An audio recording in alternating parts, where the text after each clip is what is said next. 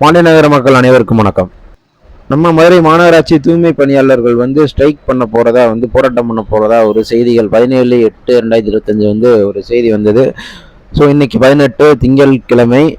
ஒரு தூய்மை பணியாளர் மட்டும் நம்ம மதுரை ஓஸ்பிஎம் ஃப்ரண்ட் கேட் அருகில் ஒரு தனியாளாக ஏரியாவே சுத்தப்படுத்திக்கிட்டு இருக்காங்க. இவங்களுக்கு முதல்ல ஒரு வாழ்த்துக்களை தெரிவிச்சுக்கலாம்.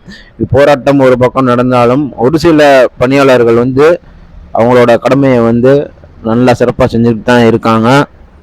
எதுக்காக இந்த போராட்டம் பார்த்தீங்கன்னா, தனியார் நிறுவனம் ஒப்பந்தத்தை ரத்து செய்ய வேணும், அப்புறம் கொரோனா காலத்தில் ஊக்கத்தொகை, அப்புறம் தீபாவளி போன சொல்லிட்ட கோரிக்கையை வலியுறுத்தி இந்த போராட்டம் நடத்துகிறாங்க.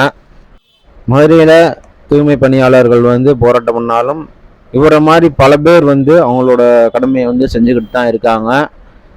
இது நம்ம ஓஸ்பிஎம் ஸ்கூல் ஃபண்டிகேட் அருகில் இது மாதிரி எல்லா ஏரியாவிலுமே பல தூய்மை பணியாளர்கள் அவங்களோட வேலையை கரெக்டாக பண்ணிட்டு தான் இருக்காங்க.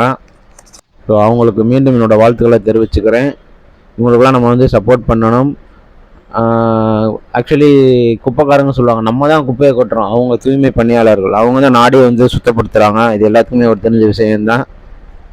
அவங்களோட போராட்டம் வெற்றி பெற என்னது மனமார்ந்த வாழ்த்துக்களை தெரிவிச்சுக்கிறேன்.